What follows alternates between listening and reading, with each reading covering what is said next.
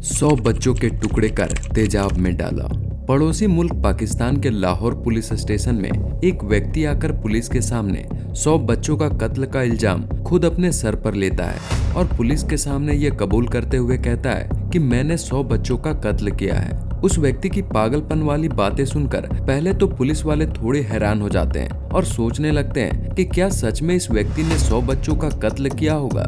Police वाले उसे पागल समझकर पुलिस स्टेशन से उसे धक्के मारकर निकाल देते हैं। लेकिन जाते जाते वो व्यक्ति कहता है कि उसने सच में 100 बच्चों का कत्ल किया है और अगर वो चाहता तो 500 बच्चों को भी मार सकता था। और अगर आप लोगों को यकीन नहीं हो रहा है तो मैं इसका सबूत भी दिखा सकता हूँ। लेकिन पुलिस वाले उसकी बातों को नजरअंदाज करते हुए उस व्यक्ति को वहां से भगा देते हैं।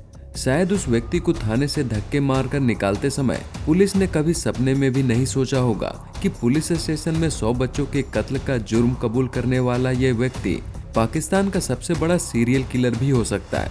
आखिर कौन था वो व्यक्ति और क्या उसने सच में 100 बच्चों को मारा था और वो पुलिस से बचने के बजाय खुद पुलिस के सामने अपना जुर्म क्यों कबूल करने चला गया। चलिए जानते हैं पाकिस्तान के सीरियल किलर की कहानी जिसने 100 बच्चों के टुकड़े टुकड़े कर तेजाब में डाल दिया। लेकिन उससे पहले अगर आप हमारे चैनल पर नए हैं तो चैनल को सब्सक्राइब जरूर कर लें और वीडियो को लाइक करना ना भूलें। लाहौर के पुलिस स्टेशन में घटी इस घटना के एक हफ्ते बाद पाकिस्तान के जंग नाम के न्यूज़पेपर एडिटर को एक लेटर मिलता है। जब न्यूज़पेपर का एडिटर उस लेटर को खोलकर पढ़ता है तो उसे यह बात चौंकाने वाली लगती है क्योंकि कोई व्यक्ति उस लेटर के द्वारा 100 बच्चों के कत्ल करने का जुर्म अपने सर पर लेना चाहता था। एडिटर ने जैसे ही उस लेटर में लिखे गए कुछ लाइनों को पढ़ा तो उसे यह सब मजाक लगा क्योंकि लेटर भेजने वाले ने लेटर में अपना जुर्म कबूल करते हुए लिखा था कि मैंने 6 साल से 16 साल तक के 100 बच्चों को अपनी हवस का शिकार बनाया और जंजीर से उनका गला घोंटकर मार डाला। इसके बाद मैंने उन सभी लाशों को तेजाब में डालकर गला दिया। ये सब पढ़ने के बाद एडिटर को अभी भी लग रहा था कि शायद कोई सिरफिरा है जो उसे किसी फिल्म की स्क्रिप्ट सुना रहा है। लेकिन जब एडिटर ने आगे की लाइन पढ़ी तो एडिटर उसकी लिखी बातों पर यकीन करने पर मजबूर हो गया क्योंकि लेटर लिखने वाले ने मरे हुए 100 बच्चों के नाम, उन बच्चों की शक्ल सूरत, बच्चों को जान से मारने के लिए कहां से उठाया गया और मारते समय किस बच्चे को कितनी बेरहमी से मारा गया और मारने के बाद उसे तेजाब में गलने में कितना समय लगा, ये सभी बातें उस लेटर में लिखी गई थी। और अंत में व्यक्ति ने एक बेहद चौंकाने वाली बात लिखी और उस एडिटर को बताया कि सबूत के तौर पर उसने एक घर में कुछ बच्चों की लाशों के टुकड़े भी छोड़ दिए हैं। और अंत में उस सीरियल किलर ने उस स्लॉटर हाउस का पता भी बताया जहां उसने बच्चों को मारा था। उस सीरियल किलर ने एडिटर को खाद के साथ उन बच्चों के फोटोग्राफ और खरीदे गए तेजाब की रसीद और बिल भी भेजा था। इधर दूसरी तरफ ठीक इसी तरह का एक लेटर लाहौर के पुलिस के थाने में भी भेजा गया था। लेकिन पुलिस वाले इस लेटर को पढ़ने के बाद इसे नजरअंदाज करते हुए खत में लिखी बातों को ज्यादा गंभीरता से नहीं लिया। लेकिन जंग न्यूज के एडिटर इस लेटर में लिखे गए बातों के पीछे की सच्चाई की छानबीन करना चाहता था, इसलिए उस लेटर में लिखे गए पते पर अपने एक सहायक रिपोर्टर को भेजता है। लेटर पर लिखे गए पत्र के अनुसार वो घर लाहौर के सादबाग इलाके में था। जब वहां सहायक रिपोर्टर पहुंचता है तो वहां बाहर के गेट पर ताला लगा देखकर एक बार उसे भी यकीन हो जाता है कि हमें लेटर लिखने वाला जरूर उन लोगों को बेवकूफ बना रहा है। लेकिन वो घर एक ऐसी जगह पर था जहां आसपास बिल्कुल सन्नाटा था और शायद उस इलाके में बस एकमात्र यही घर था। ये सब देखकर सहायक रिपोर्टर को दाल में कुछ काला लगता है और वो घर के अंदर जाने की सोचता है। जैसे तैसे करके वो दरवाजे पर लगा ताला खोलकर उस सुनसान घर के अंदर जाता है। घर के अंदर का माहौल बिल्कुल शांत और खामोश होता है, लेकिन ये शांति और खामोशी उस समय उसे डरा देती हैं जब वो दीवारों और फर्श पर बड़े बड़े खून के निशान देखता है। और यह सब देखते ही उसे समझ आ जाता है कि लेटर लिखने वाला कोई साधारण व्यक्ति नहीं बल्कि एक सीरियल किलर ही था। उसने लेटर में जो भी लिखा था वो बातें बिल्कुल सच थी।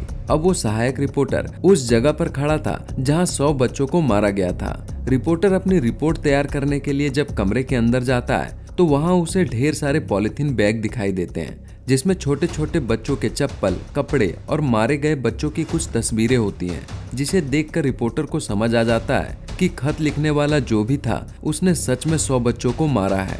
इतनी तफ्तीश करने के बाद जैसे ही वह यहाँ से निकलने के लिए पिछले दरवाजे तक पहुँचता है तो उसकी नजर वहाँ रखे 2 बड़े बड़े कंटेनर पर पड़ती है। और जब वो कंटेनर के थोड़ा पास जाता है तो उससे सड़ी हुई मांस की बदबू आने लगती है। और जब वो उस कंटेनर के ढक्कन को हटाता है तो देखता है कि एसिड के ऊपर गली हुई इंसानी शरीर की हड्डियां तैर रही हैं, जिसे देखकर उस पाकिस्तानी रिपोर्टर के होश उड़ जाते हैं। ये सभी चौंकाने वाले, खतरनाक और डरावना मंजर देखकर एक समय के लिए रिपोर्टर की भी हालत खराब हो जाती है और सहायक रिपोर्टर भागते हुए जंग अखबार के ऑफिस पहुंचकर अपने एडिटर को बताता है कि लेटर में लिखी गई हर एक बात बिल्कुल सच है, क्योंकि उस जगह पर सच में किसी ने 100 बच्चों को मारा है और सबूत के लिए उसने बच्चों के कपड़े, चप्पल और उनकी तस्वीरों के साथ साथ वहां पड़े एसिड से भरे कंटेनर में बच्चों की हड्डियां भी छोड़ी हैं।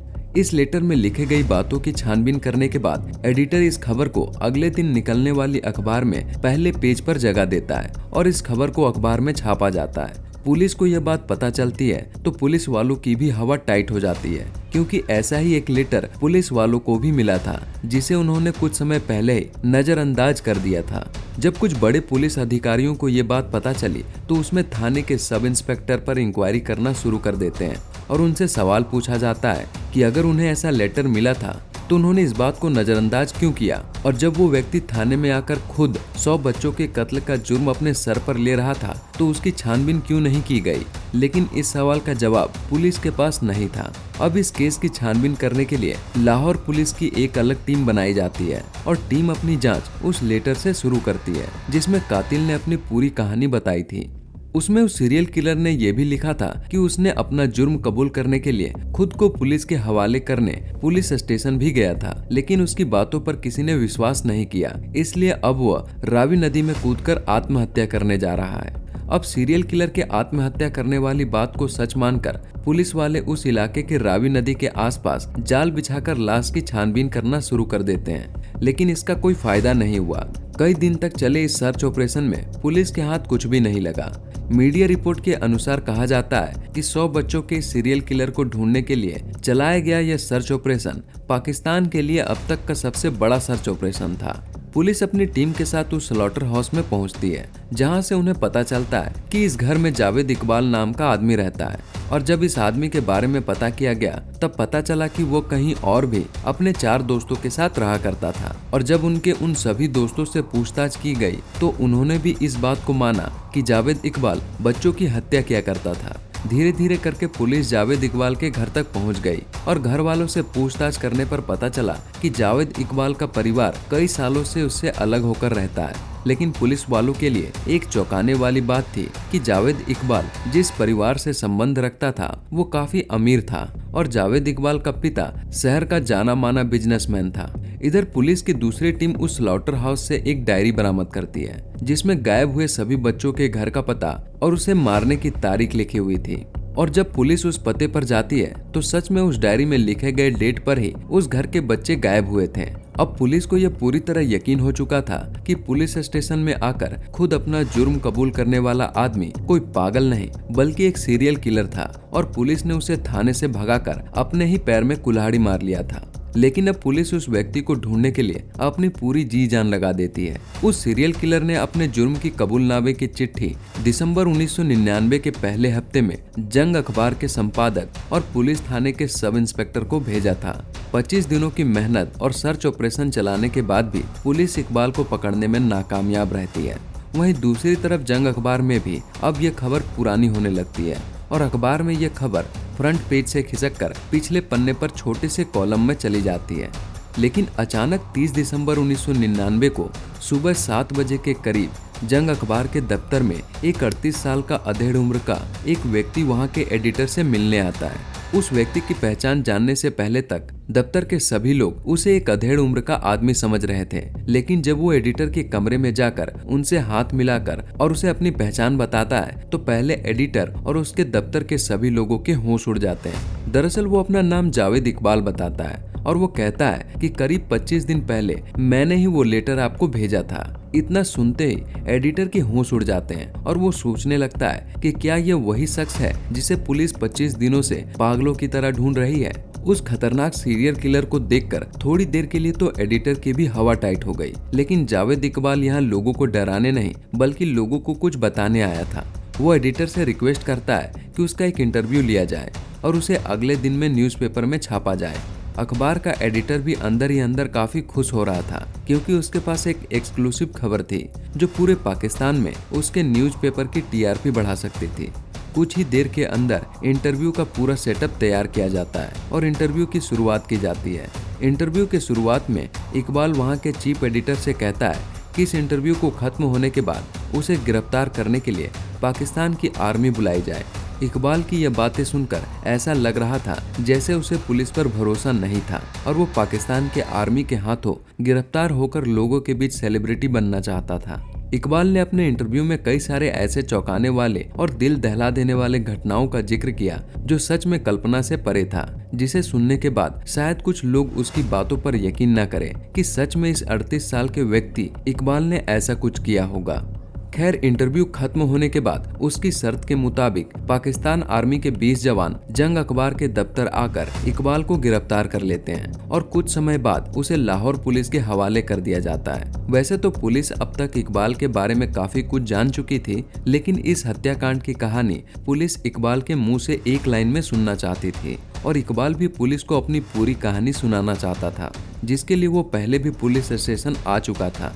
लेकिन शायद पुलिस वालों को उसका ये अंदाज पसंद नहीं आया था। लेकिन इस बार इकबाल ने कुछ ऐसा किया था जिससे पुलिस बेसब्री से उसकी कहानी सुनना चाहती थी। अब इकबाल अपनी कहानी सुनाना शुरू करता है। इकबाल लाहौर के एक बड़े घराने का लड़का था। ऐसा नहीं था कि वो अनपढ़ था, बल्कि उसके घर वालों ने उसे अच्छे स्कूल और बड़े कॉलेज में तालीम दी थी। इकबाल की जिंदगी में उस समय सब कुछ सही चल रहा था, लेकिन एक दिन उसके पड़ोस में रहने वाले एक पड़ोसी ने उस पर अपने बच्चों के साथ छेड़छाड़ करने का मामला पुलिस स्टेशन में दर्ज कराया, जिसके बाद पुलिस भी बिना किसी छानबीन के इकबाल को उसके घर से गिरफ्तार करके उससे पूछताछ करने लगे।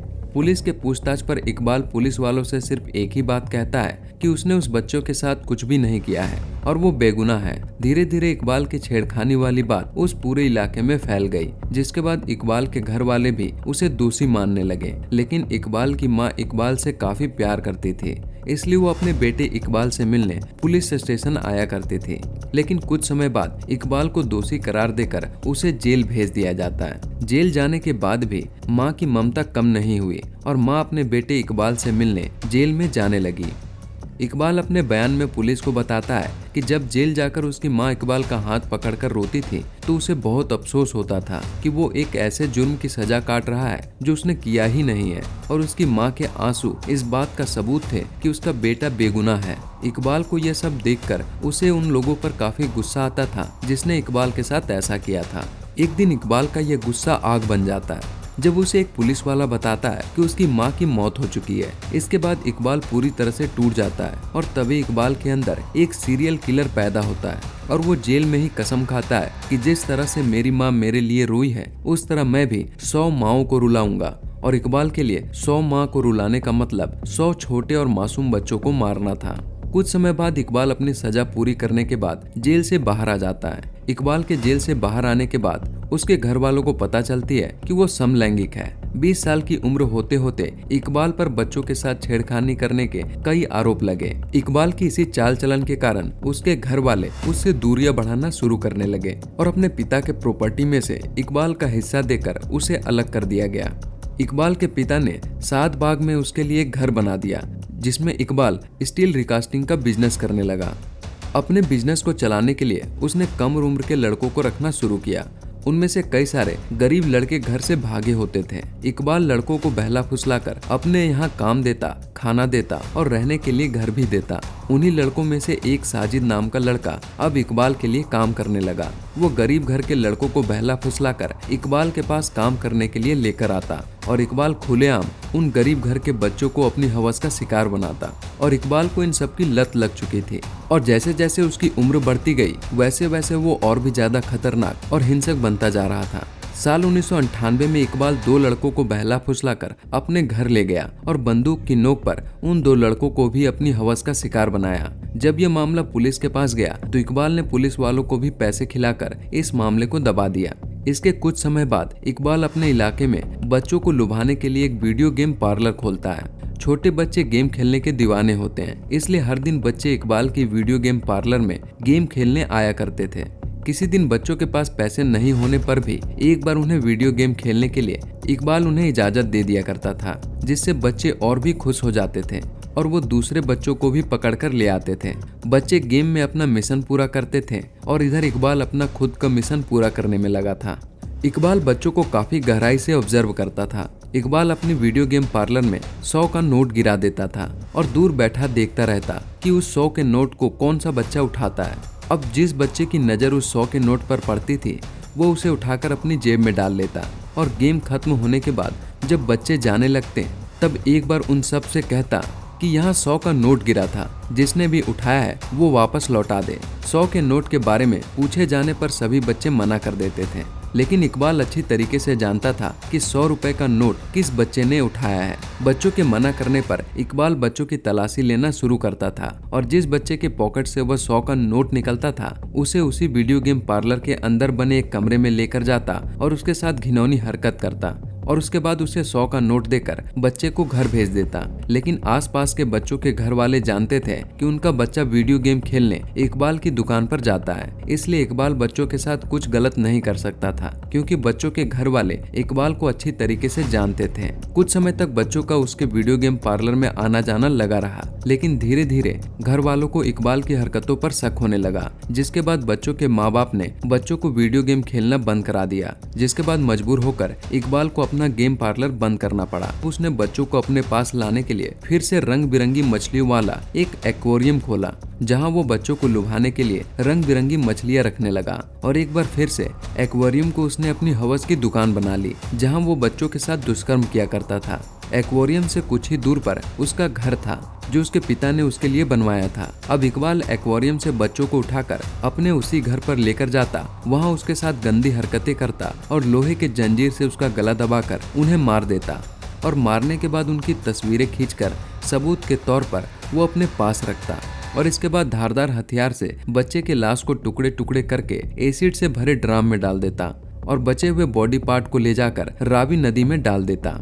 अब 100 बच्चों को मारने के बाद इकबाल का बदला पूरा हो गया था। वो अपनी माँ से किए गए वादे के अनुसार उसने 100 बच्चों को मार डाला था, लेकिन अभी पुलिस उसे नहीं पकड़ पाई थी, इसलिए वो खुद ही पुलिस के पास जाकर अपना गुनाह कबूल करते हुए पुलिस को सारी बातें बताता है। लेकिन फिर भी पुलिस उसकी बातों का यकीन नहीं करते और उसे थाने से भगा दिया जाता। लेकिन एडिटर की छानबीन के कारण इकबाल की कहानी लोगों के सामने आती है। पुलिस को बयान देने के बाद यह खबर पूरे पाकिस्तान में आग की तरह फैल जाती है। जिस तरीके से इकबाल ने उन बच्चों को मारा, वो तरीका और वो मंजर लोगों की सोच से परे था।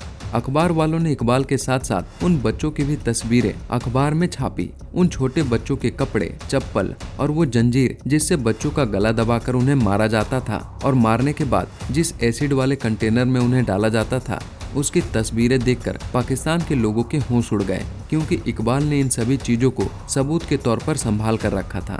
इकबाल ने पुलिस वालों को चैलेंज करते हुए कहा था कि वो चाहता तो 500 से भी ज्यादा बच्चों को मार सकता था और पुलिस उसे तब भी नहीं पकड़ सकता था, लेकिन उसने ऐसा नहीं किया क्योंकि उसने जेल में कसम खाई थी कि वो 100 बच्चों की मां को रुलाएगा और वो अपना वादा पूरा करने के बाद खुद ही पुलिस स्टेशन आकर खुद को सौंप देगा, और उसने अपना वादा पूरा किया। जावेद इकबाल की इस अजीब सी हत्याकांड में उसके 4 और साथी को भी उठाया गया, जिसमें से उसका एक साथी फरार हो गया और एक ने पुलिस स्टेशन के खिड़की से कूदकर अपनी जान दे दी और 2 को पुलिस ने अपनी कस्टडी में रखा। पुलिस ने इस हत्याकांड से जुड़े सभी गवाह और सबूतों को ध्यान में रखते हुए कोर्ट में चार्जशीट फाइल की और इसके आधार पर कोर्ट का ट्रायल शुरू हुआ। इस हत्याकांड से जुड़े केस की सुनवाई करने वाले जज का नाम अल्लाह बख्श था। ऐसा कहा जाता है कि जब कोर्ट के अंदर मुकदमा शुरू होता था और जब गवाह मौत की गिनती और मौत के तरीके को बताते थे, तब जज अल्लाह बख्श के चेहरे पर एक अजीब सी बेचैनी छा जाती थी। इस केस की सुनवाई पूरी होने के बाद जज ने ऐसा फैसला सुनाया जो शायद पाकिस्तान के इतिहास में किसी भी जज ने नहीं किया होगा। कानून के अनुसार अपराधी को सिर्फ एक बार फांसी की सजा हो सकती है, लेकिन अल्लाह बख्श नाम के इस जज ने जावेद इकबाल के लिए सजा सुनाते हुए कहा कि इसने 100 बच्चों का कत्ल किया है, इसलिए इसे भी 100 वर्ष की सजा दी जाए। एक बार फांसी देने के बाद इसे दोबारा फांसी पर चढ़ाया जाए। 100 बार फांसी देने के बाद जब इसे नीचे उतारा जाए इकबाल के शरीर के उसी तरीके से 100 टुकड़े किए जाएं, जैसे उसने उन मासूम बच्चों के साथ किया था, और फिर इसके शरीर के टुकड़े को एसिड से भरे कंटेनर में डाला जाए। पाकिस्तान के इतिहास में पहली बार किसी अपराधी को ऐसी अजीबोगरीब सजा दी गई थी, जिसे सुनकर पाकिस्तान के लोग भी हैरान थे। लेकिन पाकिस्तान की जनता कहीं न कहीं इस बात का समर्थन भी कर रही थी कि ऐसे हत्यारे को इसी तरह की सजा मिलनी चाहिए। जज के इस फैसले को सुनाने के बाद पूरी दुनिया भर के देशों और मीडिया की नजरें पाकिस्तान की तरफ मुड़ गई और कई सारे ह्यूमन राइट्स वाले जज के इस फैसले का विरोध करने लगे। पाकिस्तान सरकार ने अपनी एक ऑफिशियल प्रेस कॉन्फ्रेंस में कहा कि वो कोर्ट की गवाही सुनकर ऐसा फैसला सुनाने पर मजबूर हो गए थे। इस स्टेटमेंट के बाद इकबाल को 100 बार मिलने वाली फांसी की सजा को खारिज करते हुए उसे एक बार फांसी की सजा सुनाते हुए उसे पाकिस्तान का लखपत जेल में भेज दिया गया और कुछ दिनों बाद उसको फांसी होनी थी, लेकिन एक सुबह उसकी लाश जेल की छत से बरामद हुई। जज की सजा के अनुसार जावेद इकबाल के मरने के बाद भी उसे फांसी पर चढ़ाया गया और इस तरह 8 अक्टूबर 2001 को आखिरकार पाकिस्तान का ये हैवान हमेशा हमेशा के लिए खत्म हो गया और अपने पीछे एक ऐसी कहानी छोड़ गया जो लंबे समय तक लोगों के सामने एक काला अध्याय बनकर रहेगा। इस रियल क्राइम स्टोरी के बारे में आपकी क्या राय है? अपनी प्रतिक्रिया हमें कमेंट बॉक्स में जरूर बताएं।